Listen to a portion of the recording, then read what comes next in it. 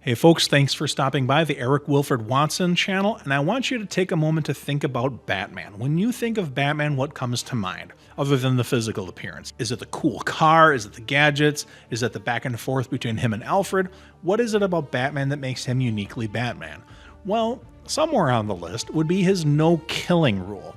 Batman is famous for not taking any life, no matter how many times the Joker escapes from Arkham Asylum. Batman won't kill the guy.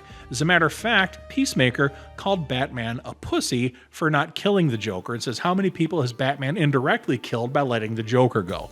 Interesting concept, but let's talk about this no-kill rule. Has it always been the case? Where did it come from and why? Stick around as we go into it.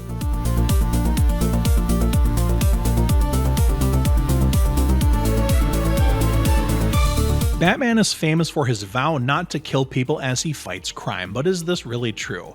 Well, that depends on what Batman we are talking about. Before the no-kill rule's establishment in the comics around 1940 with Robin's debut, the earlier stories from 1939 and 1940 depicted Batman killing ruthlessly as a standout distinction from Superman's heroism. In the debut of Detective Comics issue number 27 in 1939, he pushed industrialist Alfred Straker into a vat of acid, killing him.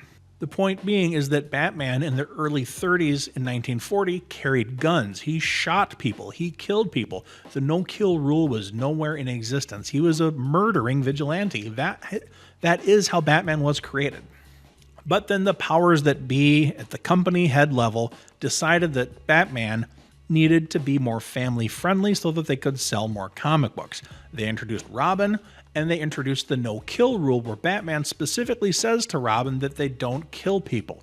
And that wasn't because the people writing the comic books wanted it to be that way. It's that they were told that it had to be that way. But you know what? It worked. Comic book sales for Batman skyrocketed at that point. This moral code carried into the adaptations, emphasizing Batman's line against becoming like the criminals he was fighting against. Although the on-screen adaptations didn't quite have the same rules as the comic books, in 1943 the serialized Batman show was a wartime anti-Japanese propaganda piece, and in that version of Batman he killed people.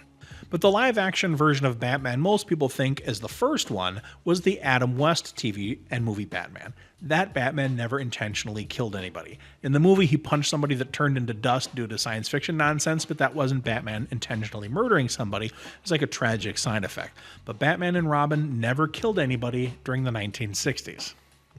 Then we get to 1989 and Michael Keaton's Batman, directed by Tim Burton. This Batman blatantly kills people. Now, most people kind of have an amnesia for that. When they think about Batman and the no-kill rule, they'll remember the 1989 Batman movie fondly, but it doesn't click with most people that he actually does murder people. In the original sequence where you see Batman holds the guy up and he's like, "Don't kill me, man, don't kill me." He says, "I'm not going to kill you. I want you to tell your friends about me." But at that point, the guy was afraid that Batman would kill him, presumably because he had killed people prior to this. But we do see blatant actual killing by Batman. Most famously, he's in the warehouse with the Batmobile covered in armor, and there are people shooting at the Batmobile. A little ball extends out of the center of the Batmobile, drops between this guy's legs, and explodes, which would kill all of the surrounding Joker henchmen. He doesn't just shoot them or let them fall or whatever. He blows them up with a bomb. Now, if anything, if that doesn't violate the no-kill rule, I don't know what does. In Batman Returns, Batman flames one thug, crushes another. Joel Schumacher's films toned down the killing. Val Kilmer's Batman Forever in 1995 sees Two-Face plummet without any direct intervention to save him. George Clooney's Batman and Robin, no overt killing. But then we get to Christopher Nolan's trilogy, and in these movies, the no-kill rule absolutely is ironclad and absolutely is part of that trilogy. While Batman could kill people in those movies, he didn't, and he was careful not to. And with that trilogy having the no-kill rule in effect, and that trilogy being one of the most beloved versions of Batman, that reinforces the modern cultural idea that Batman doesn't kill. But then we get Ben Affleck and Zack Snyder's version. Batman has machine guns on the Batmobile. Batman kills people, Batman causes car accidents while you don't see the body get crushed in the car. You see the car getting crushed on the highway, so bad guys are killed even if they don't show the actual dead bodies. So Ben Affleck, Batman, definitely kills people. Now the Batman. Again, we're back to the no-kill rule. So it's intermittent among the films, but during the comics, this is a darker offshoot or something, but the main Batman continuity since the 40s has been pretty consistent about the Batman no-kill rule, so it's a mixed bag. Does Batman kill people or not?